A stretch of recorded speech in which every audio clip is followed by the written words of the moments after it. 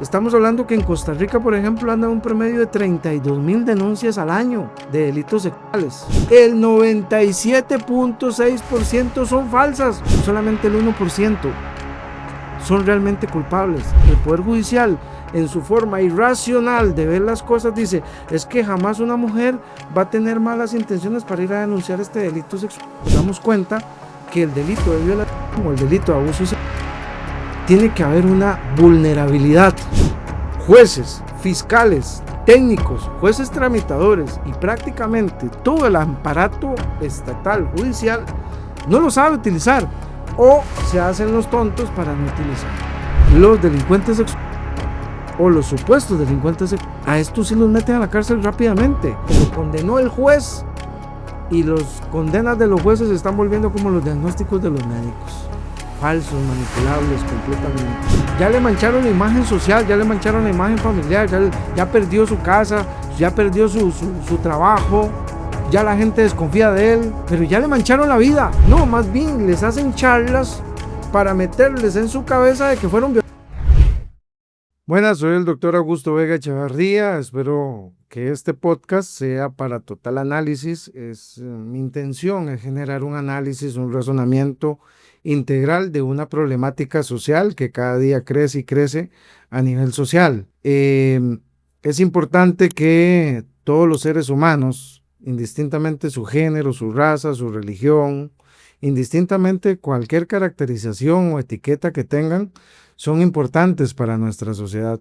Todos. El tema de hoy se refiere al tema de los delitos sexuales en Costa Rica y en Latinoamérica y de un efecto o un evento que está sucediendo en nuestros aspectos judiciales. Es importante aclararles que, aparte de ser naturólogo clínico, aparte de estar involucrado totalmente en lo que es las terapias naturales en pacientes, también tengo un doctorado en neuropsicología, en neurolingüística, en expresología y en gestoecología.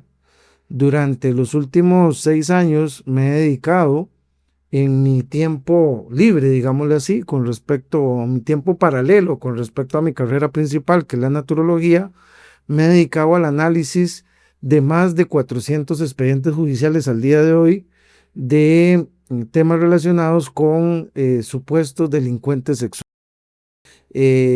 Hago este video porque realmente me parece importante generar este análisis integral en las personas que están en este momento atravesando una circunstancia parecida o similar con respecto a delincuencia sexual.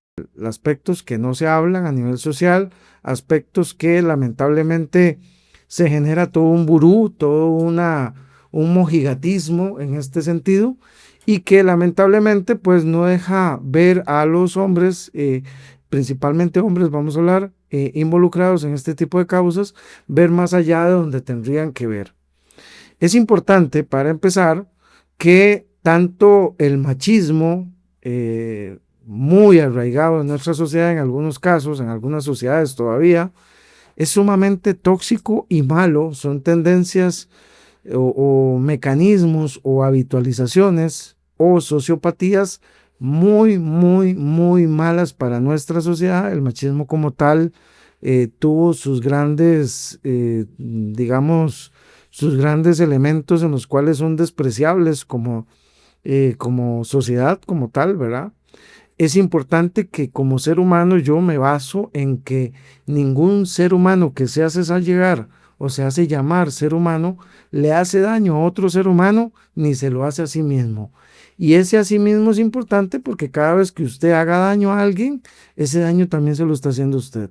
Por lo tanto, indistintamente el género, indistintamente cualquier etiqueta que se quiera mencionar, no deberíamos hacernos daño en ninguna de nuestras partes. Por eso es que les digo que el machismo como tal es sumamente malo, es sumamente grotesco, fue represivo de la mujer, lo cual yo aniquilo y ¿cómo es que se llama? Y se anula completamente ese tipo de pensamiento.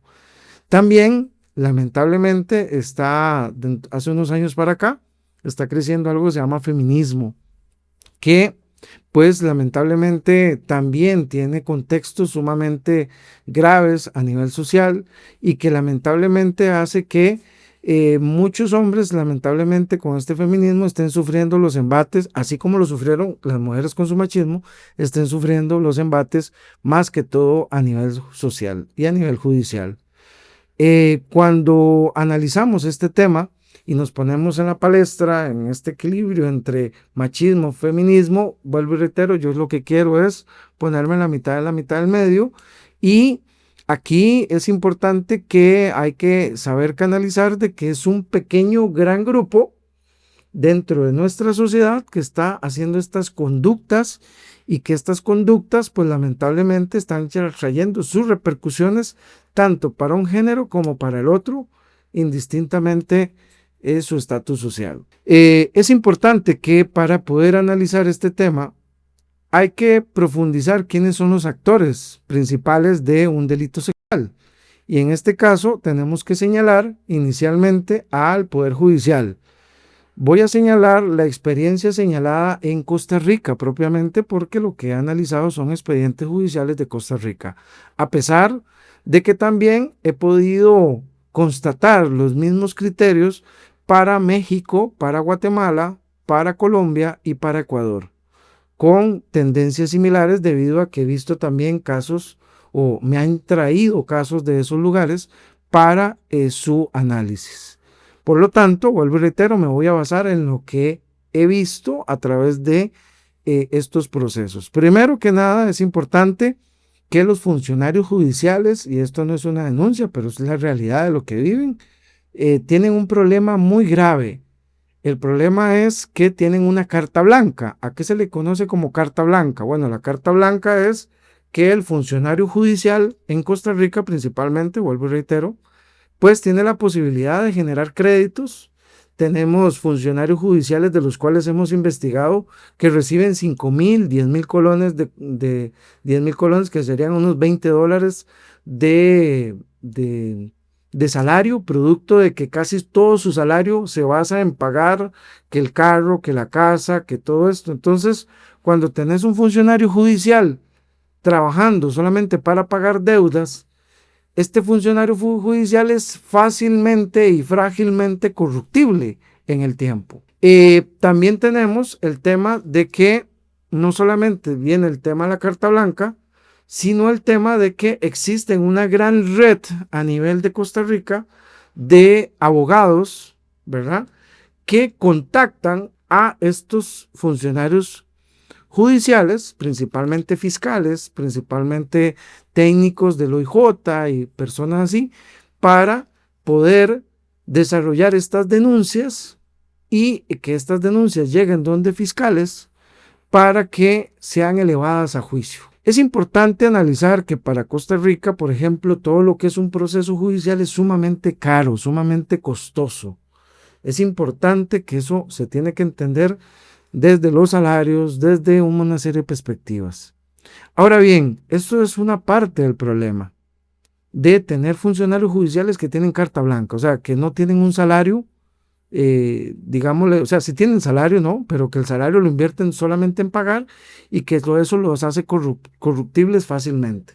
Es una de las debilidades del sistema judicial de Costa Rica, así de simple. Y en temas de delito sexual, vuelvo y reitero, una persona que le llegan 5,000 colones por mes y que está trabajando todos los días, no le ve bonito ir a trabajar sin tener una recibida económica que le permita pues tener, y eso es lo que hace que después estos funcionarios judiciales, que los tenemos identificados ya, se presten para recibir dineros, dádivas, para, ¿cómo es que se llama? Muchos de estos funcionarios, de los cuales no voy a dar ningún nombre en este podcast, pues están siendo sujetos de investigación en este momento, tanto en sus colegios profesionales, como también en inspección judicial, como también en los mismos, en el mismo Fiscalía de Corrupción y Probidad, de Anticorrupción y Probidad de Costa Rica. Pero bueno, este es un problema. Ahora bien, cuando nos analizamos a nivel carcelario, ¿cuántos hombres por delitos sexuales están involucrados dentro de un sistema carcelario? Nos damos cuenta que más del 50%, por ejemplo, de la cárcel de San Rafael de Alajuela está por delincuentes sexuales o supuestos delincuentes sexuales.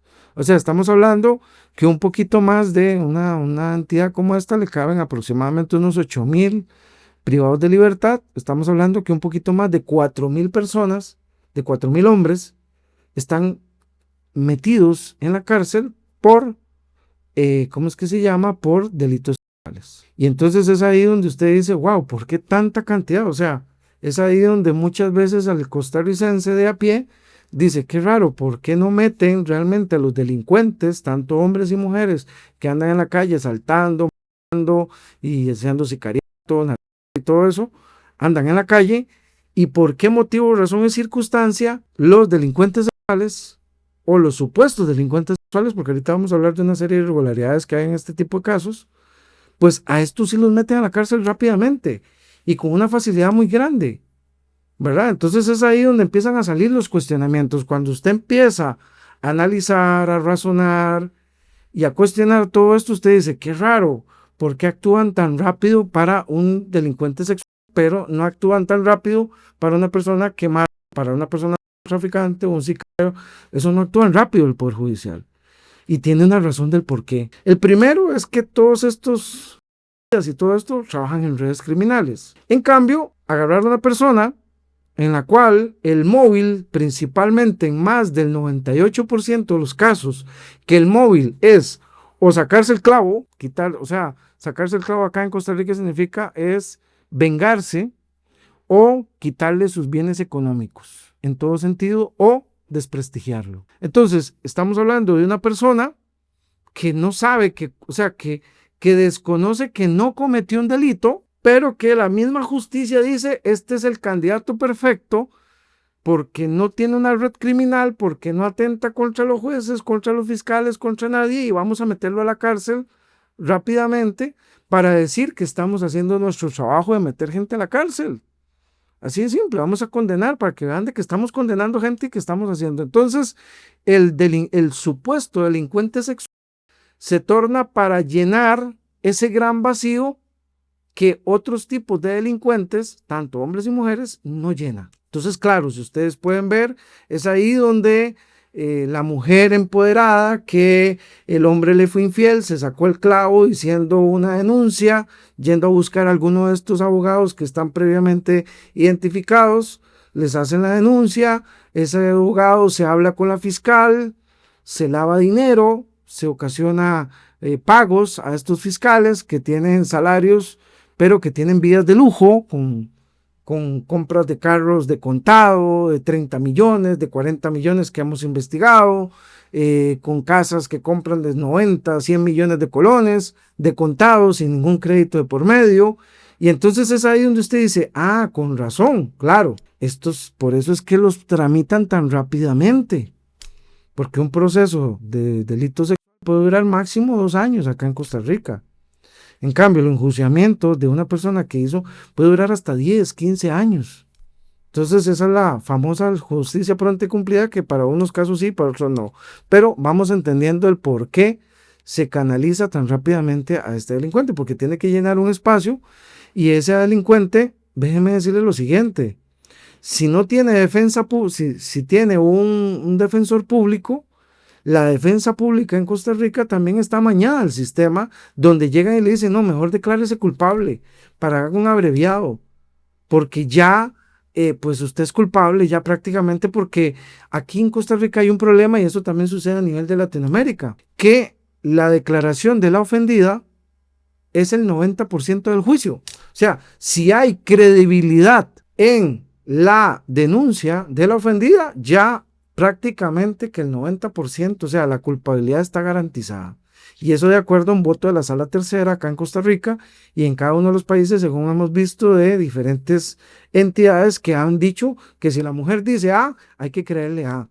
Porque como es un delito sexual, jamás una mujer, o sea, el Poder Judicial en su forma irracional de ver las cosas dice, es que jamás una mujer va a tener malas intenciones para ir a denunciar este delito sexual. Entonces es ahí donde dicen, vamos a creer totalmente en la mujer. Pero vamos a ver, vamos al Código Penal, vamos al Código Procesal Penal de Costa Rica y nos damos cuenta que el delito de violación o el delito de abuso sexual tiene que haber una vulnerabilidad. Y es lamentable, déjeme decírselo así, que el término vulnerabilidad, jueces, fiscales, técnicos, jueces tramitadores y prácticamente todo el aparato estatal judicial no lo sabe utilizar o se hacen los tontos para no utilizarlo. Porque, si bien es cierto, tal vez usted no entiende este término, pero este término se llama incapacitar a la persona. Por ejemplo, vamos a poner un ejemplo, usted va manejando en su carro y llega y tiene un accidente, ¿ya? En el cual usted queda vivo, pero usted quedó aterrorizado de lo que pasó. Usted quedó vulnerado. ¿Se entiende? ¿Por qué? Porque usted estaba haciendo una serie de conductas siempre continuas y a partir de ese choque ya a usted le da miedo coger el carro, le da miedo andar otra vez en la calle. O sea, te queda mentalmente, ya usted no queda con la capacidad al 100% que tenía antes de ese accidente. Y existen diferentes agentes vulnerantes que actúan sobre usted, la sociedad, la parte de las patrullas, los conceptos que usted tenga, todos esos agentes vulnerantes se toman en cuenta para ver hasta qué grado de vulnerabilidad o discapacidad o represión tuvo usted de acuerdo a ese hecho. En delitos sexuales también se maneja esa vulnerabilidad porque una persona viene con su libertad sexual, todo bien, hasta que llega un evento, de violación o de abuso sexual en el cual queda vulnerable, o sea, queda incapacitada de poder seguir teniendo esa libertad sexual, ¿verdad? Eso sería lo lógico.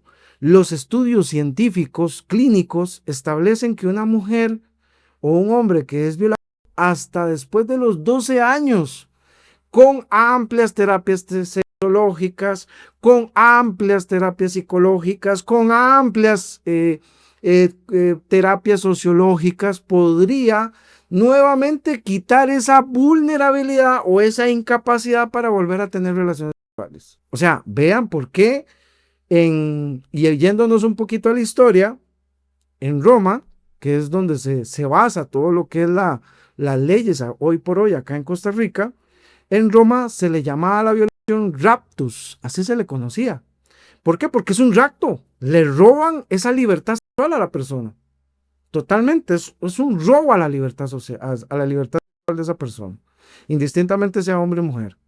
Entonces, claro, esa persona ya pierde su libertad sexual, ya no quiere tener ningún contacto sexual con nadie, porque le robaron. Y hay consecuencias de esto. Paulatinamente la palabra raptus pasó a ser la palabra estupro, y bueno, hoy en día se llama violación, porque se utiliza violencia, por todo el asunto, y también hay vulnerabilidad. Pero resulta que lo que vemos en estrados judiciales son mujeres que no son analizadas. Eso es otra de las deficiencias del sistema. Llegan, le toman la declaración a la ofendida, le hacen el examen ginecológico, le hacen el examen psicológico, pero no le hacen el examen funcional. Y resulta que hay una patología que queda después de una relación que se llama disfunción eréctil en la mujer o en el hombre violentado sexualmente. Y eso no lo traducen. Tenemos casos en los cuales, vean qué interesante, vamos a poner un ejemplo. Tenemos el caso de un señor que tenía 20 años de casado con una mujer. Ese señor, un hombre perfecto. La irracionalidad judicial no se pone a pensar y dice, qué raro, era un hombre buena en la casa, un hombre responsable, con sus problemas como todas las parejas, pero al final responsable, padre de 2 hijos de esta mujer. Cuando cumplen los 20 años, ¿qué sucede? La mujer, ellos terminan de cancelar la casa y a partir de ahí empiezan los conflictos todavía mayores. La mujer empieza a ir al gimnasio, empieza a socializar en otros aspectos y resulta que dice ella que en esos 4 años siguientes, después de esos 20 años, es violada 3 veces. Y ojo la historia con la que sale, dice, no, yo fui violada en tal fecha, pero después nosotros teníamos siguiendo relaciones así, consensuadas, y después otra vez me volvió. Y después seguí teniendo relaciones consensuadas y después no volvió a... Y uno dice, ¿y dónde está la vulnerabilidad ahí? ¿Dónde está la incapacidad? Porque eso es lo que uno dice, ¿dónde está el juez, el fiscal? ¿Dónde están los técnicos? ¿Dónde están los jueces tramitadores que ven todos los expedientes y dicen, oiga, aquí no hay ningún hecho delictivo, aquí hay algo que está raro, que se está denunciando algo raro? Y entonces cuando vemos las denuncias, estamos hablando que en Costa Rica, por ejemplo, anda un promedio de 32,000 denuncias al año de delitos sexuales. Y esas 32,000 denuncias, el 97,6% son falsas, no pasan a ningún lado. Pero de las poquitas que quedan, déjeme decirle que apenas solamente de las personas hoy condenadas, el 1%, o sea, de ese 54% de personas que están condenadas, solamente el 1% son realmente culpables. El resto, la línea paradójica que hay es que nunca hubo vulnerabilidad. Tenemos personas, mujeres, que llegan a juicios de estos y llegan hasta con su nueva pareja.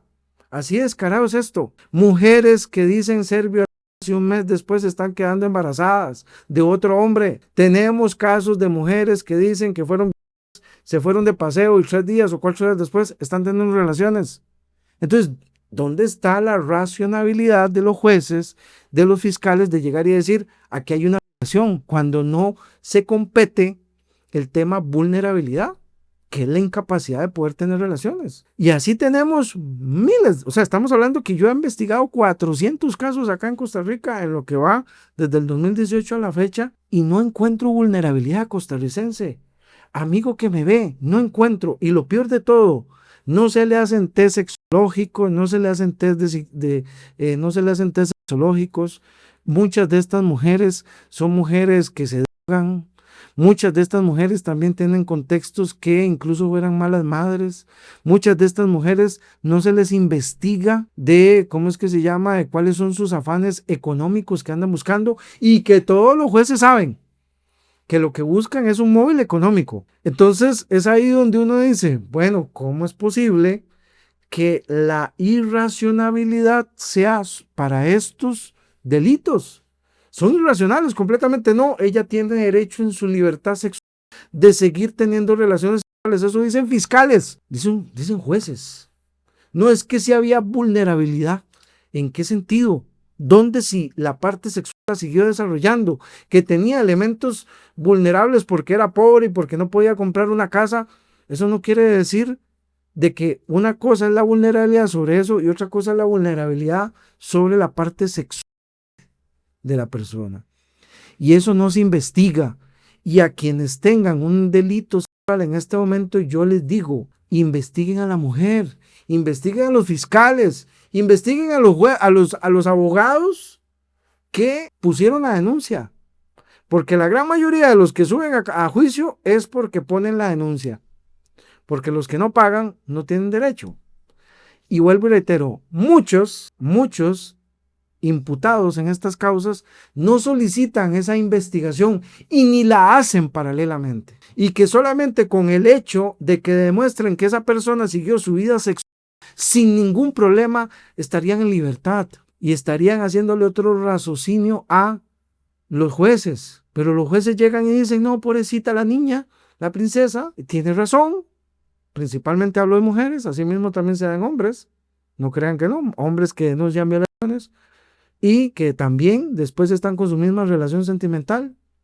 Entonces es una manipulación lo que se da, una irracionalidad. Hace poco un hombre es condenado por ir en carretera y golpearle las nalgas a una mujer. Lo condenaron a 1 año 8 meses. Y usted dice, wow, ¿qué maneras? ¿Cómo actúa el aparato estatal en ese manera? Oiga, tan rápido.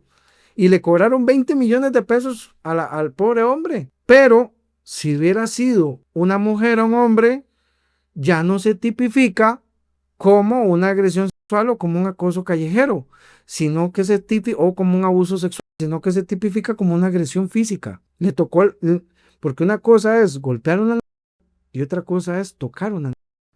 Entonces es ahí donde van las irracionalidades del caso, ¿ya? Yo le puedo tocar la cabeza, es un golpe, es una agresión. Si fuese una mujer para un hombre, es una agresión física.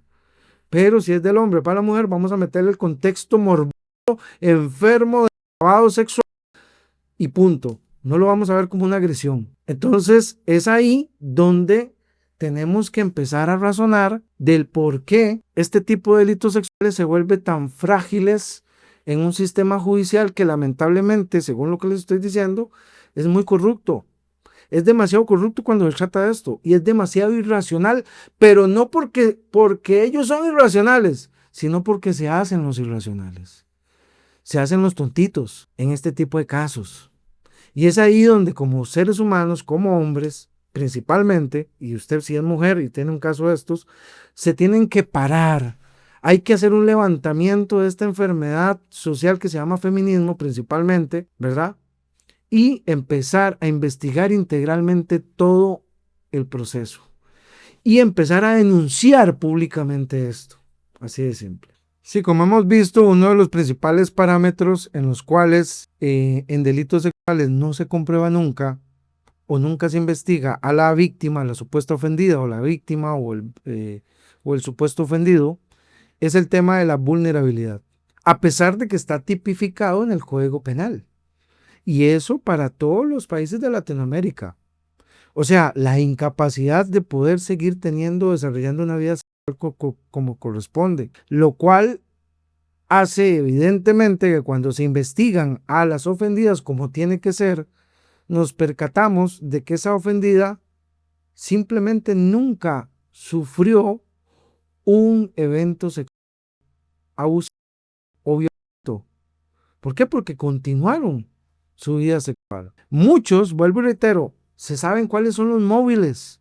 El Poder Judicial lo sabe, los jueces lo saben, los fiscales lo saben, pero los hombres que son sometidos a esto lamentablemente les meten miedo. Y tenemos otro problema muy grave acá en Costa Rica, que a muchas de estas mujeres que hacen ese tipo de denuncias las llevan para el INAMU, un Instituto Nacional de Mujeres, y les hacen ver, en vez de educarlas, darle terapias sexológicas y toda esta serie de elementos importantes que serían si realmente fue, ¿verdad? Porque aquí no estamos haciendo la apología del delito, aquí estamos hablando de lo que sucede. No, más bien les hacen charlas para meterles en su cabeza de que fueron violadas, para que se lo crean. Y no solamente eso, sino también hacen verle de que tienen que aprenderse un guión para llegar a mentirle a los jueces acerca de ese delito sexual. Así de simple. Entonces es ahí donde se exponen, vuelvo a reiterar, estaba poniendo el ejemplo de ese hombre maravilloso que tuvo una casa, a los 20 años terminaron de de pagar la casa al banco y a partir de ahí empezaron, la mujer dice que fue 3 veces, pero que continuó teniendo relaciones sexuales, o sea, dígamelo usted, mujer que me ve, y disculpe, ¿qué mujer que es violada por un hombre va a seguir teniendo relaciones sexuales? Esa irracionalidad es la que los jueces, los fiscales, bloquean totalmente y no dicen, no, mira, ¿cómo seguiste teniendo relaciones sexuales si supuestamente fuiste por este hombre? Y entonces ahí donde dicen, no, es que no podía irse para otro lado. Mire, una persona violada huye inmediatamente, porque lo normal sería fuiste por tu marido, te vas. Pero ¿qué era lo de disputa? Vean qué importante. Este caso nos llevó que cuando fuimos a hacer la apelación y cuando fuimos otra vez nuevamente al juicio, le llevamos los 3 queridos que había tenido después de esos 20 años, esos 4 años, los 3 amantes que había tenido esa persona, esa mujer, con los cuales ya el hombre que le había construido su casa, que le había construido sus hijos, claro, tenía que separarlos completamente, tenía que separar a ese hombre de ahí para poder seguir su vida de vida soltera con esos 3 hombres. Y cuando los vio se caía de la cara, cuando les comprobamos a los jueces de que no había vulnerabilidad en ningún sentido, que había seguido teniendo relaciones sexuales. Y esto es muy claro para los hombres, este es un mensaje muy contundente para los hombres. Mujer que falsamente denuncia a un hombre, a otro hombre, por delitos sexuales, el que se la queda pierde, porque usted seguirá siendo el próximo cuando esa mujer lamentablemente ya no lo quiera usted. Va a ser el próximo denunciado por un delito sexual. Así de simple. Hoy por hoy nuestra empresa como tal, una empresa investigativa que tenemos, nos dedicamos a investigar integralmente los casos de delitos sexuales. Investigar a la supuesta ofendida, a ver la parte social, cómo sigue desarrollándola, a ver si está haciendo pruebas sexológicas, si se les hacen todas esas pruebas. Y hoy, gracias a Dios, hemos podido ayudar a algunos hombres a salir de esa condena, que en la cual, ojo, esto es importante, una vez que llegan a la cárcel, los obligan, los someten, los reprimen y hasta los agreden para que confiesen su delito, o sea, lo que fue falsamente un delito condenado, para poder darle los beneficios carcelarios, de poder salir antes de la pena, la mitad de la pena, X, Y o Z, los reprimen. Y no solamente eso, lamentablemente este tipo de delito sexual está haciendo que de 10 a 20 hombres a la semana estén perdiendo su vida en un centro penitenciario, porque otros hombres lamentablemente ven como culpable, lo condenó el juez y los condenas de los jueces se están volviendo como los diagnósticos de los médicos, falsos, manipulables completamente. Y muchas de estas condenas, lamentablemente los jueces condenan, y muchas de estas condenas en apelación de sentencia ya se les devuelve, pero ya manchada totalmente la imagen del hombre. No era culpable, no necesariamente tenía que ser condenado. Así de simple. Nos equivocamos, Señor, disculpe. Pero ya le mancharon la vida, ya le mancharon la imagen social, ya le mancharon la imagen familiar, ya perdió su casa, ya perdió su trabajo, ya la gente desconfía de él. Así de simple. Eso es lo que hace un delito sexual aquí en Costa Rica cuando está en manos de lamentablemente una mayoría de mujeres que van al Poder Judicial a denunciar falsamente a un hombre. Vemos extorsiones, inclusive mujeres que van y dicen, no, es que y después aparecen mensajes de esa mujer diciéndole, si no me paga tal cosa y esto y esto y esto, yo lo demando, extorsionándolos. Y los jueces se hacen de la vista gorda con esa extorsión. Tenemos el caso de un señor en Guanacaste, tenía su casita, un adulto mayor, 60 años, y resulta que una servidora sexual llegó a visitarlo y le dice, mire, yo hago estos servicios, no sé qué le parece. Y el señor dice, sí, está bien, yo cobro 25,000 colones por esos servicios sexuales. Yo puedo venir cada semana, usted verá si usted quiere. Y el hombre dice, sí, está bien, llegamos a ese acuerdo verbal. La mujer empieza a venir a la casa a brindarle el servicio sexual como servidora sexual. Pasan un año y resulta que al año la mujer llega, le da el servicio sexual y le dice que no, que ya después de darle el servicio sexual, le dice que no, que ahora son 50,000 colones, ya no son 25,000 colones, que ya subió la tarifa. El señor le dice, pero me hubieras dicho antes de hacer el acto para sacarte el dinero, hagamos una cosa. Te voy a pagar esta como anteriormente pagábamos y la siguiente pues sí te la pago a ese monto. Un negocio. La mujer dijo, no, o me pagan los 50 ahora o usted verá quién soy yo. Todo el mundo podrá decir, no, pero ¿qué hace ese señor metiéndose con una servidora sexual? Mire que esto, criticar todo eso. Era un negocio, como muchas mujeres se ganan el negocio de esa manera, así de simple, y hombres también. Entonces, llegó y fue denunció por 3 violaciones. El señor lo metieron a la cárcel, 34 años de cárcel. Y ahí viene quién se dejó la casa. ¿Cuál era el objetivo fundamental de esa mujer? La casa. Siguió teniendo, no hubo vulnerabilidad, ella siguió teniendo su libertad sexual, no solamente para con ese señor, sino para otros clientes más. Entonces, se analiza eso, se razona eso, se investiga eso, ¿no? ¿Qué hace un juez metido en un aspecto contractual de servicios sexuales? No sé qué hace ahí metido, pero él decidió que sí había habido violencia, porque la señora dijo que había sido violada en el lugar y todo lo demás. Entonces, vuelvo y reitero, yo no digo que una servidora no pueda ser violada, eso está claro, eso puede suceder, pero en estos términos donde la mujer sigue en su libertad sexual, ¿dónde está la vulnerabilidad? ¿Y dónde está la razonabilidad del aparato judicial para llegar a decir, mire, es que señor, usted siguió teniendo relaciones, usted no se dio afectada en nada, no hay criterio de una violación, porque tiene que haber ese criterio y está tipificado legalmente. Lo que pasa es que como se interpreta la ley a la manera de ellos y como es este señor, no representa ningún riesgo para nadie. No es un delincuente, no es un sicario, no es un homicida, no es un asesino, no es un narcotraficante, bastante claro. El Poder Judicial dice, los jueces llegan y se saborean y se frotan las manos y dicen, claro, esta es la persona perfecta que yo puedo meter a la cárcel con el engaño de que es un violador cuando nunca lo ha sido, porque tiene 60 años y ahora ha sido un violador desde hace rato, ¿verdad? Le hacemos creer que es violador, lo metemos ahí y le decimos al pueblo de Costa Rica o al pueblo latinoamericano, estamos haciendo nuestro trabajo. Así de fácil. Así de fácil se pasean en la libertad de una persona. Así juegan con la libertad de una persona.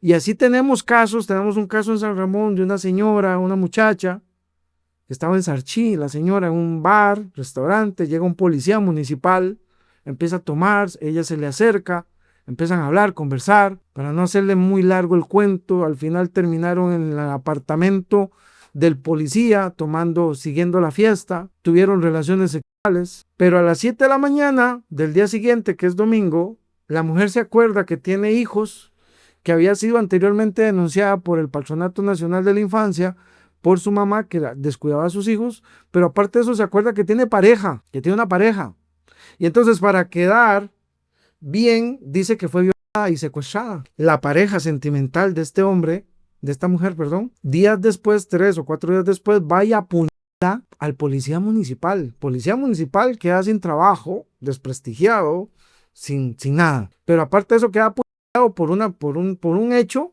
que fue totalmente consensuado, de estar metida, de ella ir y todo lo demás.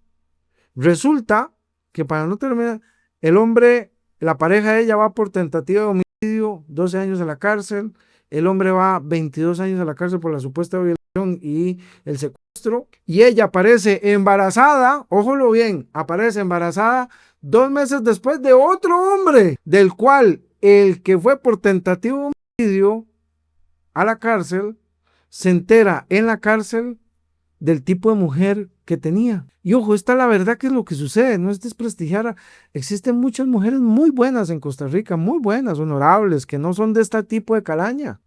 No podríamos decir que todas las mujeres, no, ya le digo, es un grupito que agarra ese empoderamiento judicial para malutilizarlo y para hacer este tipo de cosas. Y lamentablemente eso tenemos que pararlo.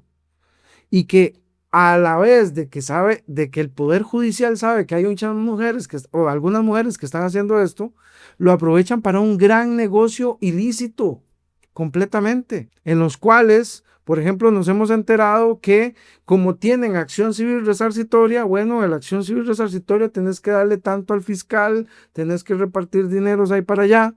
Nos hemos dado cuenta de eso, donde también se utilizan estos aspectos para lavar dinero. Abogados que están metidos en aspectos de lavado de dinero van y les da 10 millones a la fiscal para que suba la causa a juicio. Y aunque haya la mayor irracionalidad del caso, porque vuelvo y reitero, hemos tenido casos en los cuales una mujer dice que fue violada y se fue de paseo, por ejemplo. Y uno dice, ¿cómo es posible que una fiscal vaya a creer eso? No, es que se hace la tonta porque la hicieron la tonta.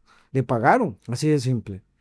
Y lo otro también que tenemos que analizar es el tipo de fiscales que tenemos. Déjeme decirle que tenemos fiscales que tienen inclinaciones diferentes, lo cual pues yo respeto mucho, pero también se genera ese odio al hombre, principalmente. Tenemos fiscales que se drogas lícitas, diazepam, clonazepam. Usted dice, ¿cómo una persona con este tipo de antipsiquiátricos pues va a estar tomando decisiones sobre un caso? Tenemos mujeres o fiscales, principalmente mujeres que eran los que hemos investigado, pues son las que principalmente forman parte, que pues, ¿cómo es que se llama? Se drogas ilegales. Y no se les hacen testeos. Tenemos fiscales que están puestas a dedos por fiscales adjuntos que tienen relaciones o intimidades amantes. Tenemos el caso de varias, ¿cómo es que se llama? Mujeres que llegaron a ese puesto de fiscalía de género por favores también. Entonces, y hacen todos estos desarmes. Entonces son las cosas que tiene muy grave el Poder Judicial en Costa Rica y que hay que denunciarlo, hay que empezar a abrir los ojos y ante la ola de empoderamiento de este feminismo, de lo cual yo siempre dije y he dicho, yo nunca vi a una mujer por machismo en en una cárcel. Sí, las vi golpeadas, sí, lamentable, muy triste, el machismo en ese sentido, agresión física, pero nunca las vi pagando una pena injusta. Pero sí veo al 54% casi de la cárcel, por ejemplo, de San Rafael, pagando una condena injusta. Y no solamente eso, muchos hombres se están despertando a nivel de cárcel y están poniendo en riesgo a estas mujeres, porque las están mandando más de la cárcel. Eso es otra de las cosas. Entonces el feminicidio, mucho de eso es ajuste de cuentas de que tú me metiste a la cárcel, yo te mando a matar. Hasta eso, hay un riesgo, porque se están dando cuenta que siguieron sus vidas, no hubo nunca una culpabilidad, pero que a los jueces les pareció en su irracionalidad. Y más bien, todo el mundo hace el negocio y al final cada quien toma la justicia por sus manos. Entonces es ahí donde tenemos que sentarnos como sociedad costarricense y a nivel latinoamericano a pensar, o sea, vuelvo y reitero, aquí no es apología del delito. Lo que es, si a usted lo violan y ya le ocasionan esa vulnerabilidad y todo lo demás, con todos los contextos que tiene que ser para tipificar perfectamente una violación, perfecto, vaya denuncie porque eso está mal. Pero utilizar las graves debilidades del poder judicial, principalmente en Costa Rica y en algunas partes de Latinoamérica, para utilizarlos a su favor, creo que es una línea muy fina que se está atravesando y que puede ocasionar graves problemas. Nosotros, vuelvo y reitero, aparte de la parte naturológica, trabajamos investigando y analizando expedientes judiciales. Tenemos una cámara de abogados, de investigadores que se encargan de hacer toda esa integralidad de este tipo de casos y sí es importante que se pueda analizar que muchas de estas personas están injustamente metidas en la cárcel. Vuelvo y reitero, para mí es lamentable que un 98% de las personas que están hoy por hoy, bueno, de las personas que están condenadas y que hemos analizado casos, el 100% de los casos que hemos investigado, todos son inocentes y están injustamente con condenas sumamente graves en la cárcel. Y creo yo, como ser humano altruista, que a ninguna mujer le gustaría que a su hijo le pase eso. Ni a su hijo, ni a su hermano, ni a su papá, ni a ninguno. Pero también creo que a ningún hombre estimularía en sus hijas denunciar falsamente. ¿Dónde se aprendió eso? ¿Dónde se quebró ese aspecto? No se sabe. Lo que pasa es de que esto tiene que salir a la luz de lo que está sucediendo en el Poder Judicial, de lo que está sucediendo con este tipo de delitos. Así de simple. Y entrar a la razón, a que los jueces razonen que ya ahora ya los están investigando, que ya muchos están persiguiendo jueces de los que condenaron en algún momento por delitos sexuales, que están persiguiendo fiscales de los cuales se embarraron la mano para subir casos a juicio. Está despertando en Costa Rica y en Latinoamérica el auge de una masculinidad eficiente, efectiva, para evitar que esto siga. Y vuelvo y reitero, es algo que tiene que salir a la luz, no solamente por los temas de corrupción, sino por lo que están sufriendo estos hombres injustamente. Están arriesgando sus vidas día con día en una cárcel, producto de eso. Pues primero que nada agradecer el tiempo que usted ha determinado para poder escuchar este podcast. Espero que sea el total análisis y espero no haber herido susceptibilidades en algunos aspectos. Sabemos que en nuestra sociedad existen muchas mujeres y hombres que sufren maltrato físico, mental, psicológico, de toda índole.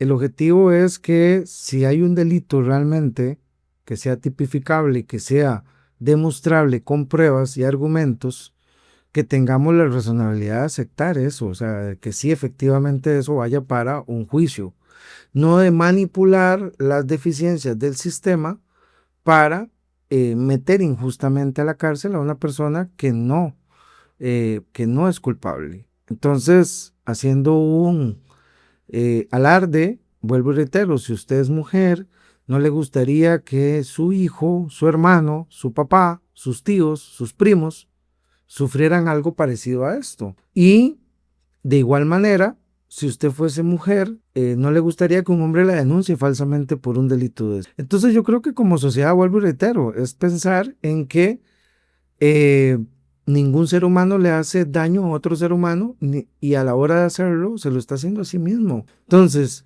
sí, que existen móviles, que existen el tema de las partes materiales, de sacarse el clavo, de a la persona.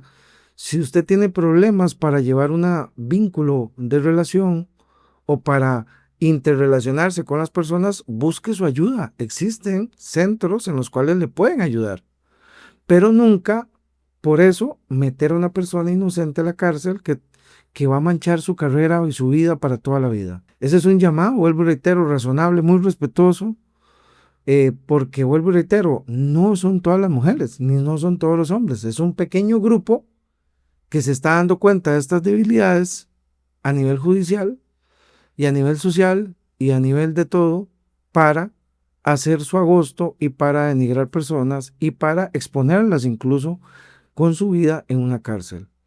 Por lo tanto, agradezco muchísimo que se pueda hacer un análisis objetivo, un análisis racional de lo que está sucediendo a nivel judicial. Ojo, estamos claros de lo que sucede a nivel social, familiar, no. Lo que está sucediendo a nivel judicial con este tipo de temas que al final se vuelven manipulaciones gigantescas del sistema para obtener un beneficio. Entonces, haciendo ese nivel de conciencia y con todo el respeto, pues es que hago este Facebook, este podcast, perdón, en el cual pues espero que usted pueda razonarlo, que pueda meditarlo, que pueda analizarlo y también que ayude a muchos hombres que están presentando esta situación o muchas mujeres para que puedan integralizar un caso de estos en todos estos factores que hemos hablado, de que exijan una investigación total de del supuesto ofendido o supuesta ofendida, ¿verdad?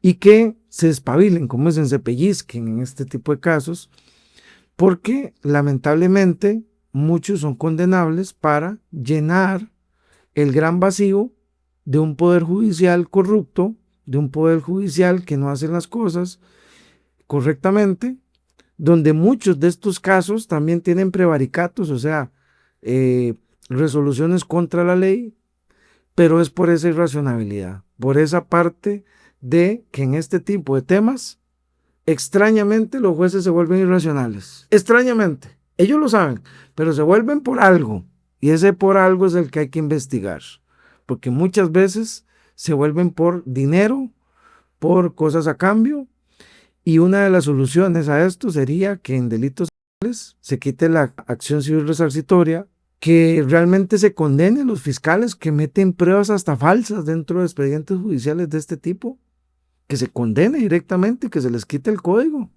así de simple, y que también se investigue a todos esos fiscales que tienen cómo llegaron a ese puesto, pero no solamente eso, sino qué tipo de convivencia tienen, si tienen tratamiento psiquiátrico, si tienen, ¿cómo es que se llama? Cómo obtienen sus bienes, pero parece que eso no se hace, ese tipo de escaneo no se hace ni se solicita. Por lo tanto, agradezco muchísimo, ojalá que esto sirva de buen consejo. Vuelvo y reitero, no espero dañar susceptibilidades, no quiero lucir machista, no quiero lucir feminista.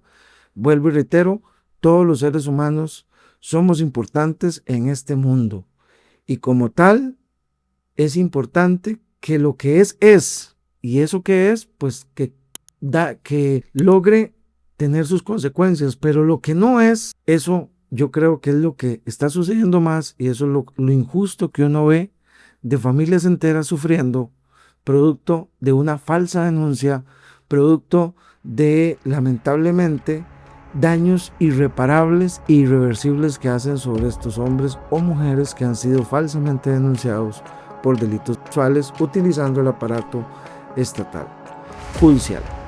Con esto me despido.